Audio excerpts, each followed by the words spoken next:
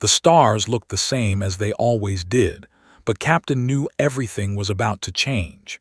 He stood on the bridge of the Perseverance, watching the massive alien ship appear on the. It was 3 times larger than any human vessel, covered in silver metal that seemed to glow with its own light. "They're hailing us, Captain," said Lieutenant Park from her station. Straightened his uniform, put them through. The screen flickered. An alien appeared, tall and thin with pale blue skin and 4 eyes arranged in a diamond pattern on its face. It wore robes that shimmered like liquid gold. "I am Archon Prime of the Ascendancy," the alien said. Its voice was cold and smooth. "You represent the species called humanity." "I do," replied. "I'm captain of the Terran Commonwealth." "The Ascendancy has observed your expansion into the galaxy," continued. "You have colonized 47 star systems in just 2 centuries. This is concerning." Doctor, standing beside, whispered, "Be careful. I've read about the Ascendancy. They're the oldest alliance in known space." Nodded slightly. "We mean no harm. We're simply looking for new homes." "Harm is not our concern," said. "Order is. For 10,000 years, the Ascendancy has maintained galactic harmony. Young species like yours must be guided. We have come to offer you a choice." "What kind of choice?" asked, though he already suspected the answer wouldn't be good. "Submit to Ascendancy rule or prove you deserve independence." 4 eyes seemed to glow brighter. "We offer you the trial by excellence. 3 challenges: warfare, science, and culture. If you win, you remain free. If you lose, Earth and all your colonies become Ascendancy protectorates. You will be governed by our laws, educated in our ways." Park's face went pale. "And if we refuse the trial?" "Then we consider you hostile," said simply, "and we will correct you by force. The trial is mercy. We have offered it to 47 species before you, all accepted, all lost. All now live peacefully under our guidance." Felt his stomach tighten. "You've never lost." "Never. We are the elite of the galaxy. We have perfected warfare, science, and art over, but we are fair. We give every species a chance to prove themselves." Tilted its head. "Do you accept?" Doctor Grab's arm.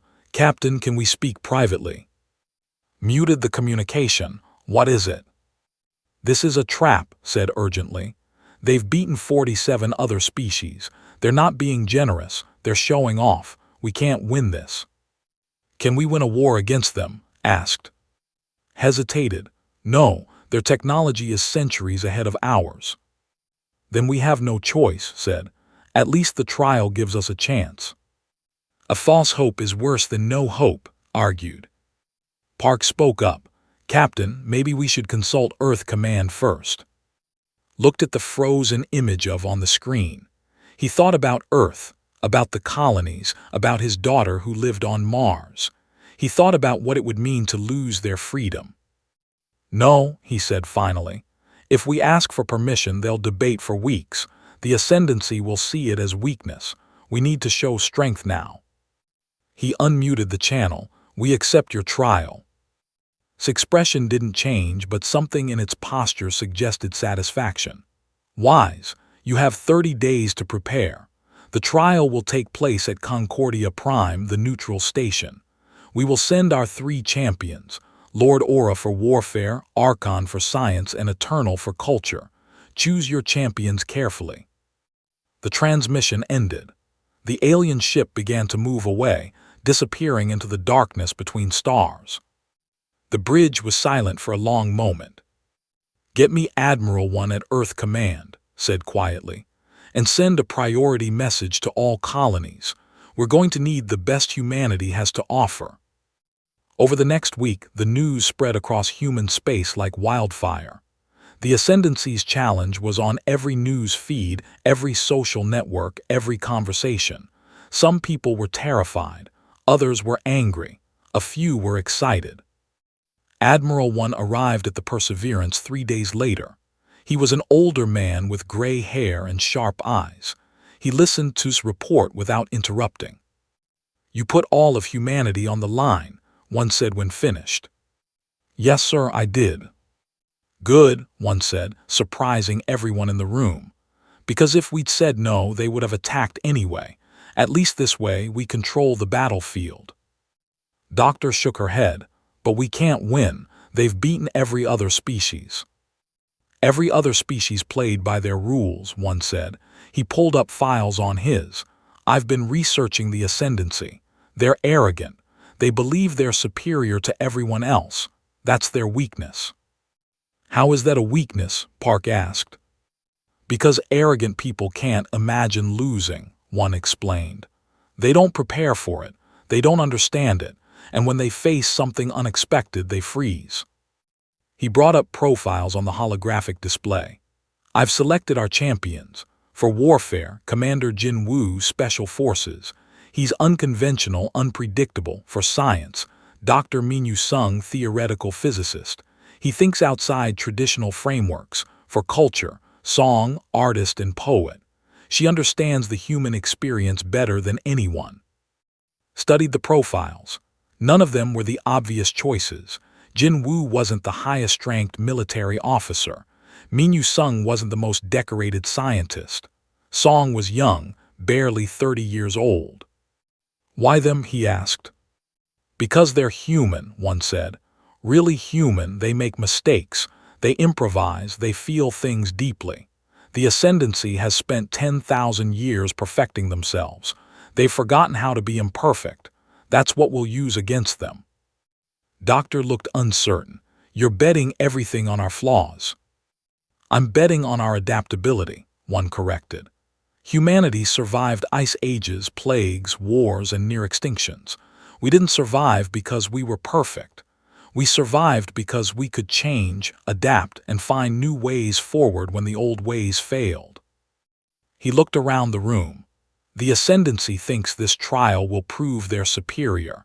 Instead, we're going to teach them something they've never learned, that there's more than one way to win. The 30 days passed quickly. The champions were briefed, trained, and prepared as best as possible. Ships from across human space gathered for the journey to Concordia Prime. It wasn't just about the trial anymore. It was about showing the galaxy that humanity wouldn't go quietly into submission. When the fleet arrived at the neutral station, the Ascendancy's vessels were already waiting. They were beautiful and terrible, like weapons made of art. Stood with the 3 champions in the docking bay.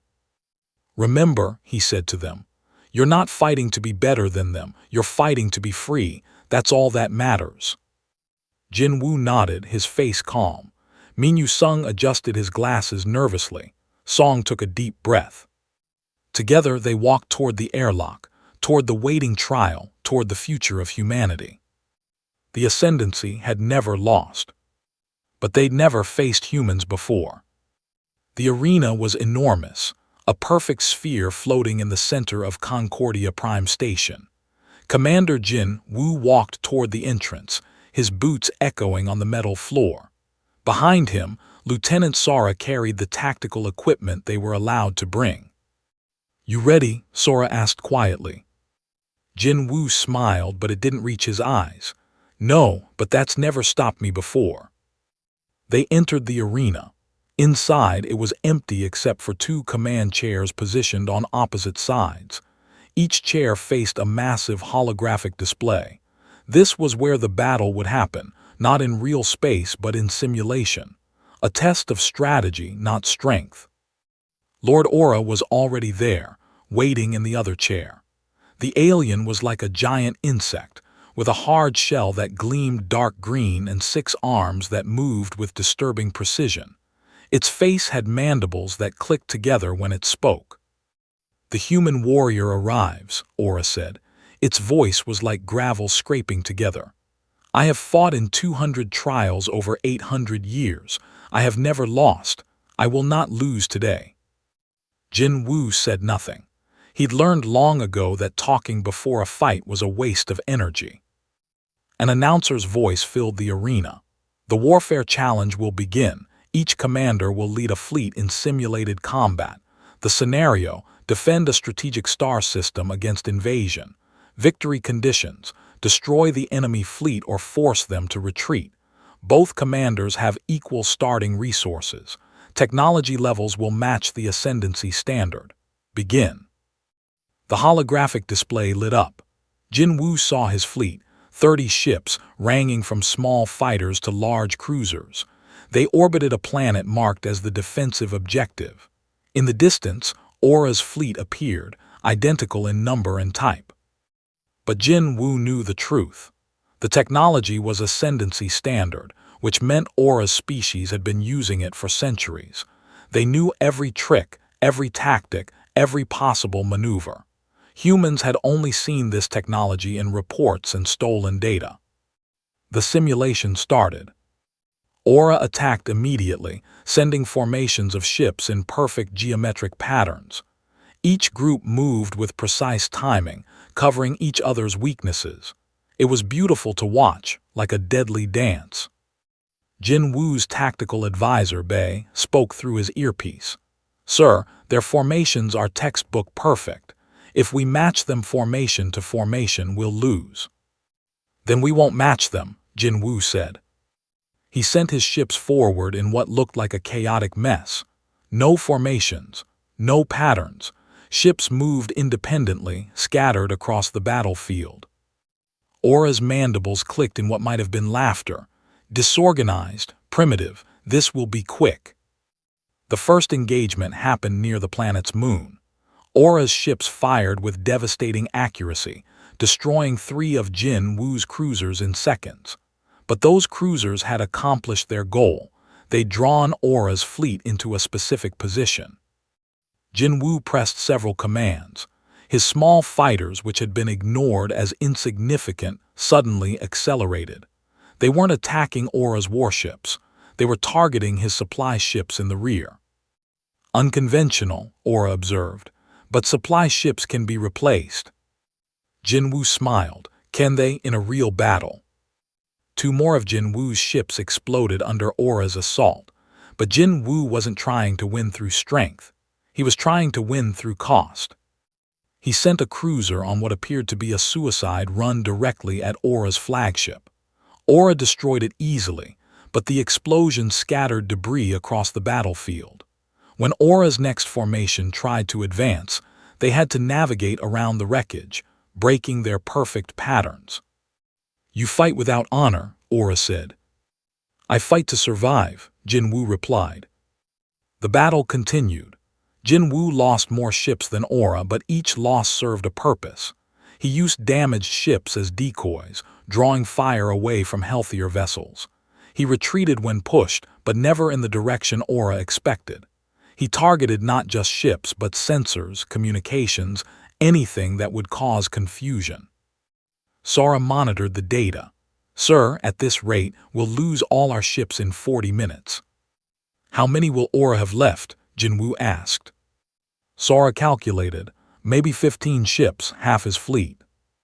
"And how many ships will he need to successfully occupy the planet afterward?" Sora paused. "At least 20, according to Ascendancy Doctrine." "Then we're winning," Jin Woo said. He pressed the attack, not trying to preserve his forces, but using them like tools to be expended. Every ship that died took down enemies or damaged critical systems or created obstacles. Aura began to hesitate. His formations became less aggressive, more defensive. He was winning the battle, but Jin Woo was making victory meaningless. Jin Woo had 10 ships left. Aura had 17. "You've lost," Aura announced. "Surrender now and preserve your remaining forces." Jin Woo looked at the tactical display. Aura's ships were battered, low on ammunition, their formations broken. His own ships were in similar condition, but they had one advantage. They were near the planet, near supply bases and defensive stations. "Simulation freeze," called the announcer. "Time limit reached. Analyzing results." The judge appeared, a hologram of a neutral alien species. It studied the battlefield for a long moment. "Commander Aura achieved tactical superiority and destroyed more enemy vessels," the judge said. However, strategic analysis shows that his remaining forces are insufficient to complete the occupation objective. Ammunition depleted by 70%, ships damaged, supply lines disrupted. Estimated time to secure the planet, 3 months with constant reinforcement. The judge turned to Jinwoo. Commander Jinwoo lost more ships but maintained defensive capability. The planet remains secure. Enemy invasion force is combat ineffective. Aura's shell seemed to darken. I won the battle. But you lost the war, the judge said simply. Victory condition was to successfully defend or invade the star system. Commander Aura cannot complete the invasion. Commander Jinwoo successfully defended. Winner, humanity. The arena erupted in confusion. The Ascendancy observers were shouting protests. The human delegation was stunned into silence. Aura turned to Jinwoo, mandibles clicking rapidly in agitation. This isn't proper warfare. You sacrificed your forces recklessly. You showed no concern for preservation of assets. Jinwoo stood from his command chair and walked toward Aura. When he spoke, his voice was quiet but clear. You're right, I didn't fight to win a glorious victory. I didn't fight to prove I'm a better tactician. I fought to make sure my people stayed free. He gestured at the frozen hologram. In real war, there's no judge to declare a winner. There's only survival.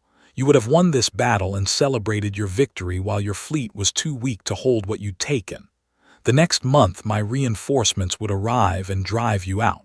You'd have won nothing. Aura was silent. Jinwoo continued. You've fought 200 trials in 800 years. You've perfected the art of war, but you've forgotten its purpose. War isn't about being superior. It's about making the other side give up. It's about being willing to pay a higher price than your enemy. It's about surviving. He looked around at the Ascendancy observers. You asked if humanity deserves independence. This is your answer. We don't fight by your rules. We don't fight to prove we're better. We fight because we refuse to surrender, and we'll pay any cost to stay free. The announcer's voice returned. The first challenge is complete. Humanity, 1. Ascendancy, 0. The science challenge will begin tomorrow. Jinwoo walked toward the exit. Sara and Bei followed, both looking dazed. Did we really just win? Whispered. We survived, Jinwoo corrected.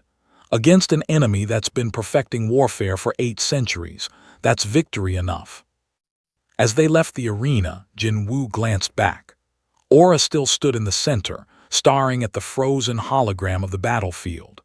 The alien looked confused, as if someone had just explained that the sky wasn't blue and it didn't know what to believe anymore.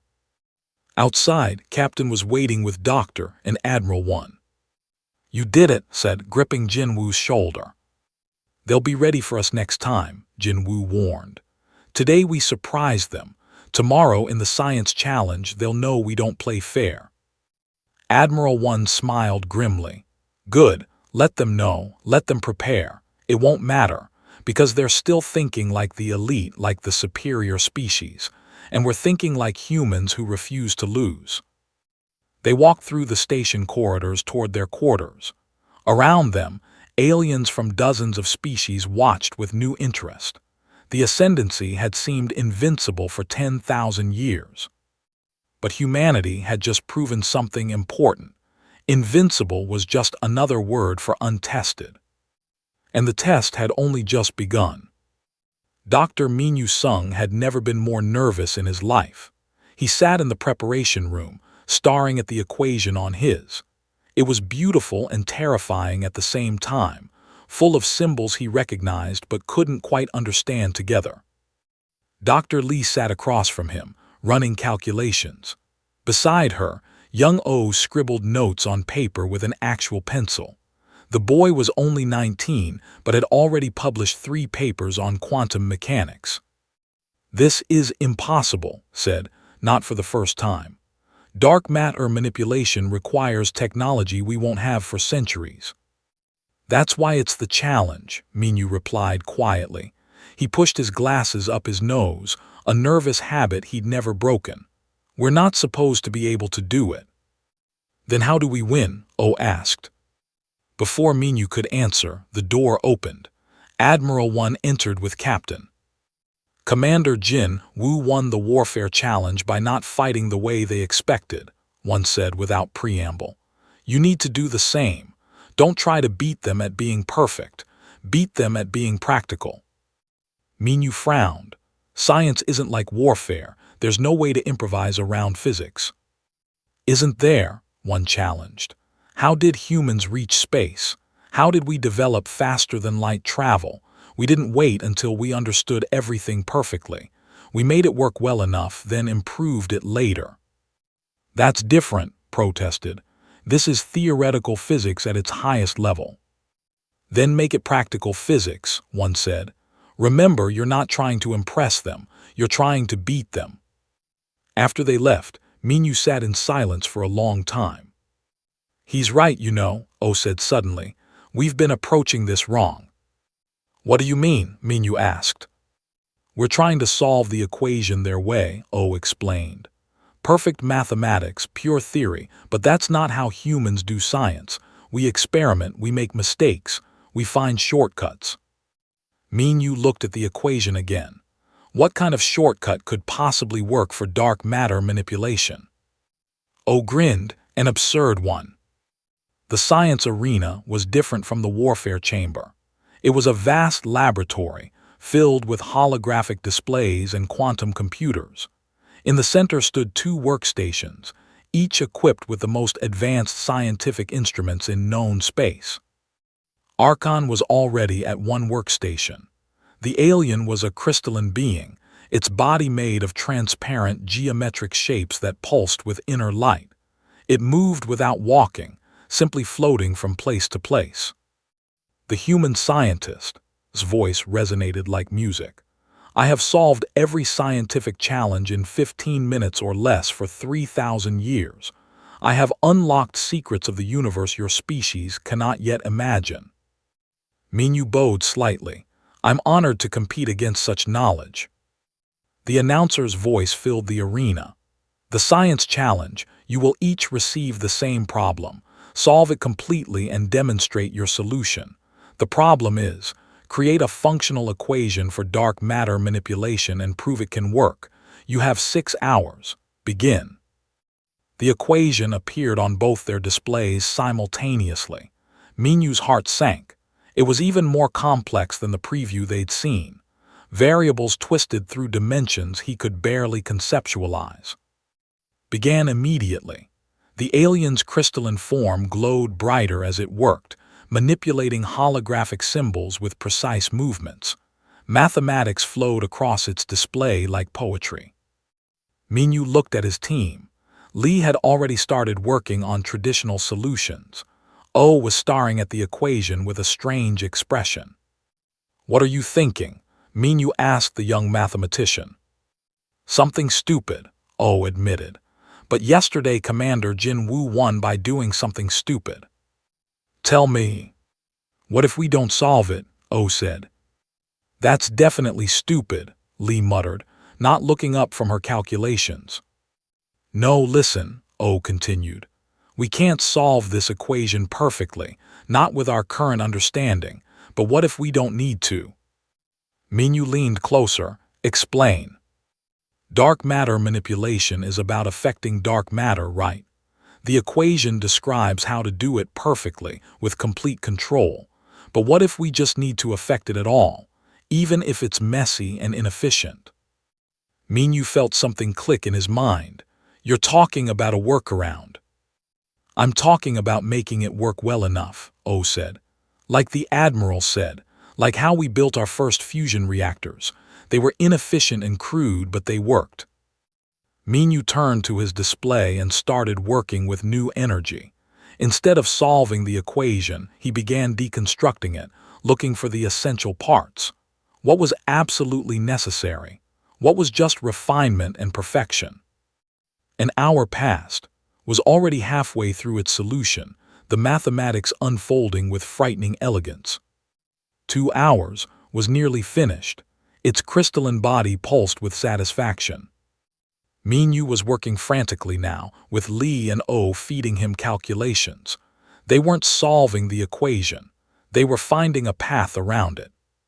3 hours, completed its solution and began the demonstration. The alien created a small field of dark matter manipulation in the center of the arena. It was perfect, stable, and controlled. The dark matter responded exactly as the mathematics predicted. The judges observed in silence. It was flawless. Minyu had 4 hours left, but he wasn't even close to that level of perfection. Instead, he was building something else. A crude framework that used approximations instead of exact values. A system that would probably work instead of definitely working. "This is crazy," Li whispered. "The tolerances are all over the place. The efficiency is terrible." "But will it work?" Minyu asked. She calculated for a moment. "Maybe 60% chance." "That's better than 0%, Minyu said. 5 hours. Minyu finished his framework. It wasn't elegant. It wasn't beautiful. It looked like something held together with mathematical duct tape. 6 hours, time was up. The judges examined both solutions. Was displayed first the perfect equation rotating in holographic glory, every variable balanced, every factor accounted for. It was a masterpiece. Then they showed Minyu's solution. It looked ugly by comparison, full of approximations and crude shortcuts. "This is not a solution," said its crystalline body darkening. "This is an insult to science. Look at these approximations, these inefficiencies. This would barely work." "But would it work?" the lead judge asked. "Theoretically," admitted, "but it would be unstable, inefficient, and require constant adjustment." "Can you demonstrate it?" the judge asked Minyu. Minyu's hands shook as he input the parameters. The system struggled, flickered, nearly failed. Then, suddenly, it caught. A field of dark matter manipulation appeared in the arena, wobbling and unstable but present. "It works," Minyu said simply. "It's crude," protested. "My solution is perfect." "Yes," the judge agreed. "But it requires technology that doesn't exist yet. According to our analysis, your solution cannot be implemented for approximately 1,000 years, when the necessary precision instruments are developed." The judge turned to Minyu's flickering, unstable field. "Dr. Minyu Sung's solution is imperfect, but it can be built with current technology. It could be implemented within 10 years. Silence filled the arena. "The challenge was to create a functional equation and prove it can work," the judge continued. "Archon created a perfect equation that cannot yet function. Dr. Minyu Sung created an imperfect equation that can function now. Winner, humanity." His crystalline body flashed through colors rapidly. Something Minyu suspected was the alien equivalent of anger. "This is absurd. Science is about perfection, about understanding, about truth." Minyu stood slowly. He was exhausted, but he needed to say this. "With respect, Archon, I think science is about solving problems," he said. "Your solution is beautiful. It's perfect. It's everything science should aspire to be. But it doesn't help anyone right now. My solution is ugly and crude and barely works, but someone could use it tomorrow to actually manipulate dark matter, even if it's messy." He gestured at the unstable field. "Humans don't wait for perfection. We make things work with what we have, then improve them. Our first airplanes crashed half the time. Our first computers filled entire rooms. Our first fusion reactors were so inefficient they barely produced more energy than they consumed. But we built them anyway, learned from them, made them better." Minyu looked directly at the Ascendancy observers. "You've had 10,000 years to perfect your science. You've made it beautiful, but you've forgotten that science is supposed to serve life, not the other way around. You've become so focused on being right that you've stopped being useful." Had no response. The alien simply floated there, its crystalline body dim and gray. The announcer's voice returned. "The second challenge is complete. Humanity, 2. Ascendancy, 0. The final challenge culture will begin tomorrow. As Minyu left the arena, he was surrounded by his team. O was laughing with relief. Lee looked stunned. Captain was waiting outside with the others. "You're 2 for 2, he said. "They're going to be desperate now," Doctor warned. "They've never lost 2 challenges before. They'll do anything to win the 3rd. Admiral 1 nodded grimly. "Culture is subjective. It's the hardest to judge fairly. They'll pressure the judges, argue every point." Minyu looked at them. "Then Song needs to create something they can't argue against, something so human they have no choice but to recognize it." "Can she do that?" asked. "I don't know," Minyu admitted. "But if anyone can show them what it means to be human, it's an artist." They walked through the station, and Minyu noticed something. Aliens from other species were watching them differently now, not with contempt or pity, but with something else. Hope. Because if humanity could beat the ascendancy at warfare and science, maybe the old order wasn't as permanent as everyone thought. Maybe change was possible after all. Song couldn't sleep. She sat alone in her quarters on Concordia Prime, staring at blank canvas on her. Tomorrow was the culture challenge, and she had nothing. No inspiration, no vision, just fear. Commander Jin Woo had won through unconventional tactics. Dr. Minyu Sung had won through practical improvisation. But art wasn't about tactics or practicality. Art was about beauty, about emotion, about truth. And how could she compete with 4,000 years of perfection? A knock on her door interrupted her thoughts. "Come in," she called. Entered, carrying his portable music synthesizer. Jinna followed behind him, still wearing her dance practice clothes. "Couldn't sleep either?" asked. Shook her head. "I keep thinking about Eternal, 4,000 years old. It's created art that entire civilizations have studied for centuries. What can I possibly show the judges that will compare to that?" Jinna sat down beside her. "Maybe that's the wrong question." "What do you mean?" Commander Jin Woo didn't try to outfight Aura. Dr. Minyu Sung didn't try to outperfect. They won by being human, not by being better aliens. Jinna looked at seriously. "You're not supposed to compete with 4,000 years of perfection. You're supposed to show them something they've never seen before." "What haven't they seen?" asked helplessly. "They're part of the oldest civilization in the galaxy. They've experienced everything." Played a few notes on his synthesizer. "Have they experienced failure? Have they experienced struggling forward even when you're not sure you'll make it? Have they experienced being young and scared and imperfect?" Was quiet for a long moment. Then slowly, an idea began to form. "No," she said softly. "They haven't, because they've spent 10,000 years being superior, being the best, never losing, never struggling." She stood up, suddenly energized. "That's what we show them, not our achievements, our journey, not where we are but how we got here. The trial specifically says we need to move the judges emotionally," Jinna reminded her. "Will that work?" "I don't know," admitted, "but it's the only truth I have to share." The culture arena was the most beautiful space had ever seen.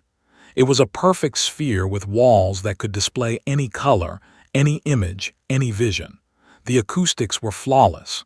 In the center were 2 performance spaces, each with whatever equipment the artist required. Eternal was already present. The alien was unlike anything had imagined. It looked like a massive tree made of silver and gold, with branches that moved like arms and leaves that shimmered with consciousness. It was ancient and beautiful and terrifying. The human artist spoke, its voice like wind through forests. "I have created art for 4,000 years. I have composed symphonies that moved entire planets to tears. I have painted visions that changed civilizations. What will you show me?" Felt her courage wavering. Then she thought of Earth, of her childhood in Seoul, of her mother teaching her to paint. She thought of humanity's long climb from caves to stars. "I'll show you what I know," she said quietly. The judges entered, 7 beings from neutral species. each an expert in art and culture. They took their seats in the observation gallery. The announcer explained the rules. Each artist will create a performance. Any medium is allowed. The judges will score based on emotional impact, technical skill, and cultural significance. The performances will be given simultaneously. Begin. Started immediately.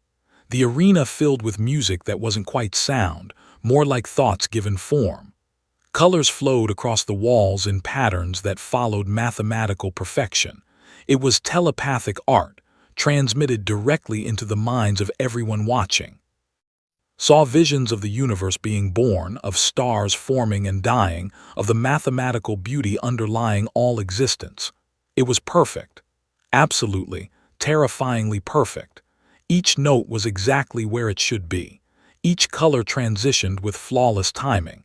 It was 4,000 years of refinement made manifest. Several judges were already crying. Felt panic rising. How could she follow that? Then she remembered. She wasn't trying to follow it. She was trying to be something different. She stepped into her performance space, and Jinnah joined her. The equipment they'd requested was simple: screens for images, speakers for sound, space for movement. Began. She didn't start with beauty. She started with darkness. The screens showed Earth during the Ice Age, humans huddled in caves, barely surviving. Music was harsh, discordant, the sound of wind and cold and fear. Then slowly fire, the first tools, the first art, crude paintings on cave walls. Jinnah danced the story, her movements rough and uncertain at first. The presentation moved forward through human history, not just the victories but the failures, the wars, the plagues, the times humanity nearly destroyed itself. Showed the bombing of cities, the scars of slavery, the environmental damage, the hatred and division. Some of the ascendancy observers looked confused. Why was she showing humanity's worst moments? But continued. She showed how humans kept going anyway, how they rebuilt after wars, how they created beauty even in darkness, how they made mistakes and learned and tried again. She showed the first moon landing, and music swelled with triumph. But then she showed the failures that came before it, the rockets that exploded, the lives lost. She showed the development of medicine, but also the diseases that killed millions before cures were found. She showed art and music from every culture on Earth, but also the struggles of the artists who created them, the poverty, the rejection, the doubt. Jinnah's dance became more confident but never perfect. She stumbled sometimes, then recovered. It was intentional, showing that grace comes from overcoming imperfection, not from never falling. The presentation reached the present day. Humanity among the stars, exploring the galaxy, but didn't make it seem inevitable or easy. She showed the fear of leaving Earth, the arguments about whether they should go at all, the ships that were lost in the early days of exploration.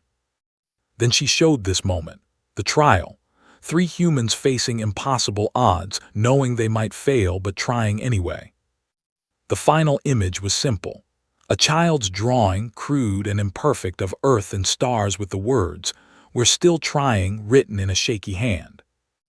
Music faded to a single note, gentle and uncertain. Jinnah stopped dancing, standing still, breathing hard, imperfect and human. Spoke for the first time during the performance. "This is humanity. We're not perfect. We make terrible mistakes. We hurt each other. We destroy things. We fail constantly, but we keep going. We keep trying. We keep hopping.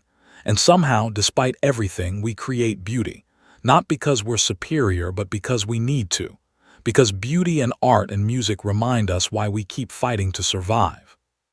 She looked at the judges. Several were crying, others sat in stunned silence. Eternal performance had ended minutes ago, perfectly timed, perfectly executed. The aliens' telepathic symphony still echoed in everyone's minds. The judges deliberated for nearly an hour, sat with and Jinnah, holding their hands, waiting. Finally, the lead judge spoke.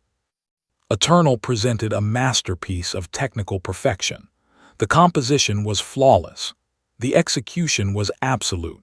It demonstrated 4,000 years of refinement and showed us the mathematical beauty of the universe itself. Branches rustled with satisfaction.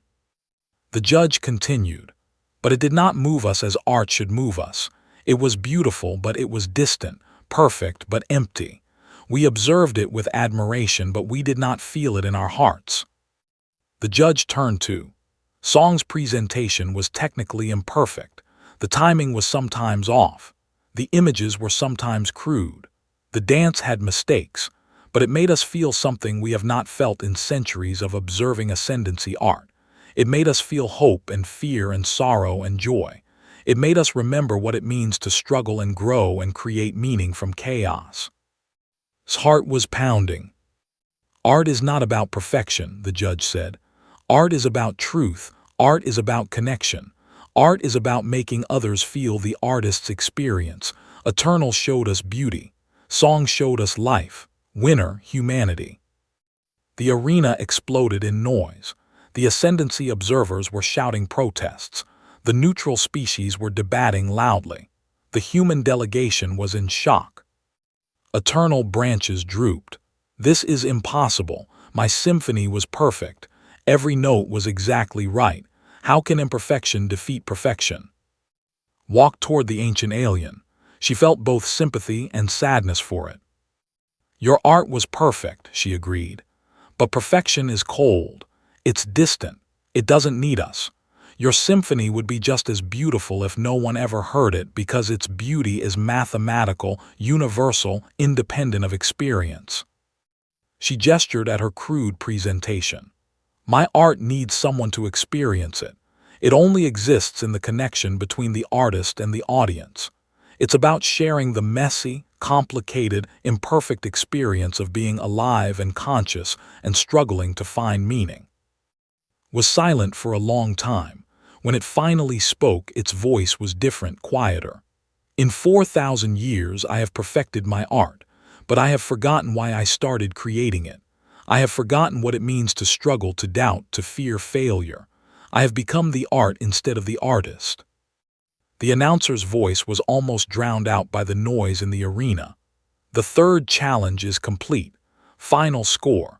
Humanity 3, Ascendancy 0. Humanity wins the trial by excellence. Barely heard it.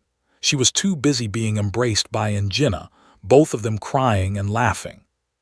Captain reached them first. You did it. You actually did it. Admiral 1 was grinning broadly. 3-0, a complete sweep. But Doctor looked worried. Look at the ascendancy delegation. Looked, the alien observers were gathering in angry clusters. They were shouting at the judges, at each other, at anyone who would listen. They're not going to accept this, said quietly. They have to, replied. Those were the rules. Rules only matter when people choose to follow them, Admiral 1 said grimly. And the ascendancy has never lost before. They don't know how. As if to confirm his words, Archon Prime appeared on the main screen. Its 4 eyes blazed with anger. This trial was a mockery. Humanity cheated. They violated the spirit of the challenges. We demand a rematch with proper parameters. Stepped forward. We won fairly. Honor your agreement. We honor nothing, said coldly. You have proven only that you are dangerous and unpredictable. You will submit to ascendancy rule or we will force you. The screen went dark. The trial was over, but realized with growing dread that the real test was just beginning. The human delegation gathered in their quarters on Concordia Prime.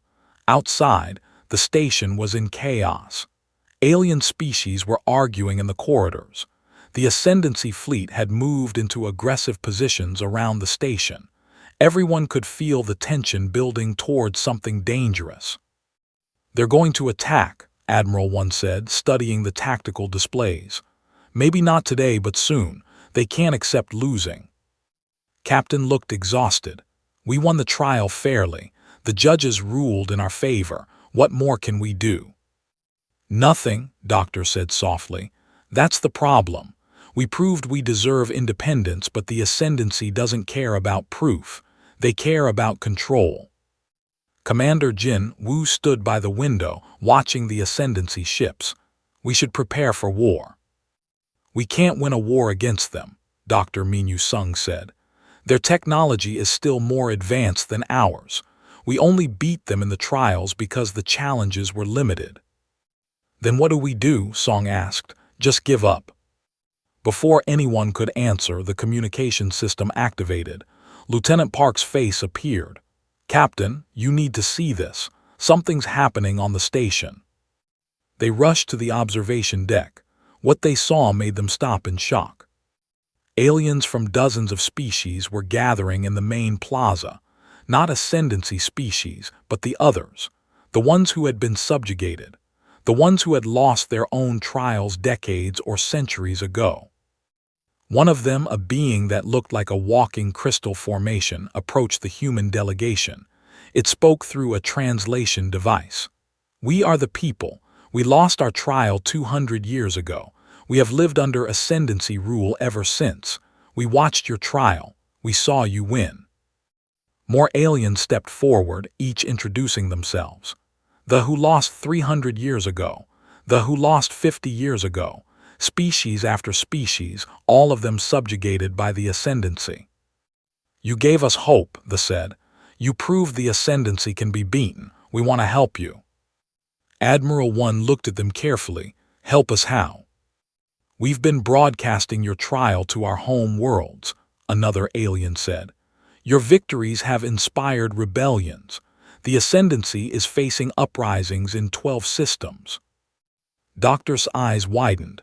You're starting a revolution. You started it, they corrected. You showed us that the Ascendancy isn't invincible, that their perfection is weakness, that their arrogance blinds them. We're just following your example. Captain felt the weight of responsibility settle on his shoulders. We didn't mean to start a war. Neither did we, they said.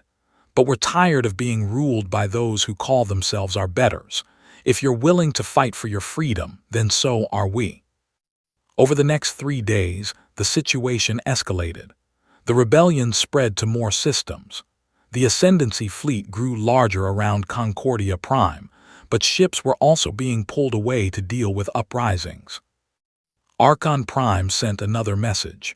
Humanity has 24 hours to submit to Ascendancy authority. If you refuse, we will consider it an act of war, and we will correct you, along with all the species you have corrupted with your example. The human delegation met one final time. We have to make a choice, said. Submit or fight a war we probably can't win. If we submit, the rebellions will collapse, Admiral One said. All those species who found hope in our victory will be crushed. If we fight, Earth could be destroyed, Dr. Minyu Sung said quietly. They sat in heavy silence. Finally, Song spoke. We showed them what it means to be human. We struggled. We improvised. We created beauty from imperfection. But none of that means anything if we give up now. Being human means fighting for what we believe in, even when we're afraid, especially when we're afraid. Commander Jin Woo nodded. She's right. We've already shown them we're willing to pay the price. Now we have to prove it. Captain looked around the room. Everyone nodded, one by one. Then we fight, he said. But before they could send their response to the Ascendancy, something strange happened. The Ascendancy fleet around Concordia Prime suddenly changed course. All of them, at once. They began moving toward the edge of the system. What are they doing? Park said from the bridge. Are they retreating? No, Admiral One said, studying the patterns. They're regrouping, probably preparing for a coordinated strike.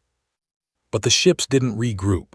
They just kept moving, faster and faster, until they jumped to faster-than-light travel and disappeared. The station fell silent. Hours passed, no attack came, no messages, nothing. Then reports started coming in from across the galaxy. Ascendancy ships were abandoning their positions everywhere, not retreating to defensive positions, just leaving, jumping to unknown coordinates and vanishing. 3 days later, an exploration ship found the Ascendancy Council's flagship drifting in deep space. It was completely empty. No crew, no bodies, no signs of struggle, just empty corridors and silent machines. Over the next weeks, more Ascendancy ships were found abandoned. The three champions, Lord Aura, Archon, and Eternal, had vanished along with the entire Ascendancy leadership. Nobody knew what happened to them. There were theories, of course. Some thought they fled to another galaxy in shame. Some believed they went into self-imposed exile. Some speculated they had transcended physical form or destroyed themselves or been destroyed by something unknown. Doctor spent months studying the evidence. She presented her findings to the human delegation. "I think they just broke," she said. "The Ascendancy spent 10,000 years believing they were superior to everyone else. It was the foundation of their entire civilization. When we beat them, when we proved that imperfect, young, messy humanity could defeat their perfection, it shattered that foundation." "So they just left?" asked. "Think about it," explained. "They couldn't understand losing. Commander Jin Wu showed them that perfect warfare loses to desperate survival. Dr. Minyu Sung showed them that perfect science loses to practical improvisation. Song showed them that perfect art loses to emotional truth. We didn't just beat them. We proved that everything they believed about themselves was wrong." She pulled up an image of the empty flagship. They couldn't adapt. They couldn't change. They couldn't accept being anything less than superior. So they chose to disappear rather than face a galaxy where they weren't the elite anymore. "Where do you think they went?" asked. Shook her head. "I don't think they went anywhere. I think they just stopped being the Ascendancy. Maybe they scattered, each going their own way. Maybe they're out there somewhere trying to figure out who they are when they're not the rulers of the galaxy. Or maybe they really did destroy themselves. We'll probably never know." "And the 47 species they ruled?" Admiral 1 asked.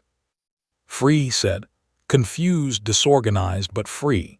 They're forming new governments, new alliances. It's chaotic, but it's their chaos now." 50 years passed. Captain, now Ambassador, stood in the council chambers of the Galactic Coalition of Free Worlds. Around him sat representatives from over 100 species. Some were former Ascendancy subjects. Some were neutral species who had watched from the sidelines.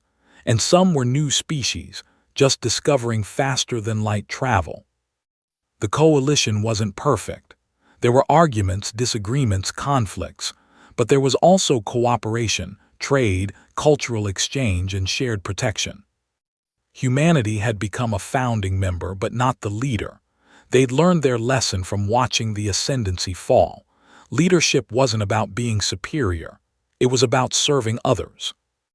Looked at the empty seat reserved for Ascendancy representatives, just in case they ever returned. It had been empty for 50 years. "Do you think they'll ever come back?" asked his young assistant. "I don't know," admitted. "Part of me hopes they do, not as conquerors but as equals. Everyone deserves a chance to grow and change."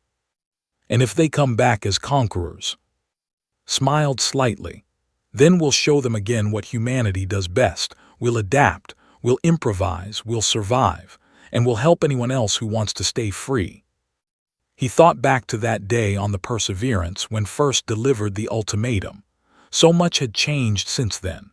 The galaxy was messier now, less orderly, less controlled, but it was also more free. Commander Jin Wu had retired to teach military strategy. His first lesson to every class was always the same. Don't fight to prove you're better. Fight to protect what matters. Dr. Minyu Sung had founded a university that taught practical science alongside theoretical perfection. Its motto was "Make it work, then make it better." Song had become one of the most influential artists in the galaxy, teaching young creators from dozens of species. She always told them, "Show me your mistakes, show me your struggles, that's where the real beauty is." And Admiral 1, now retired, had written a book about the trial. Its final line became famous across the galaxy. The ascendancy challenged humanity to prove we deserved freedom. Instead, we proved something more important. That freedom isn't something you deserve. It's something you fight for every day, even when you're imperfect and scared and unsure if you'll succeed.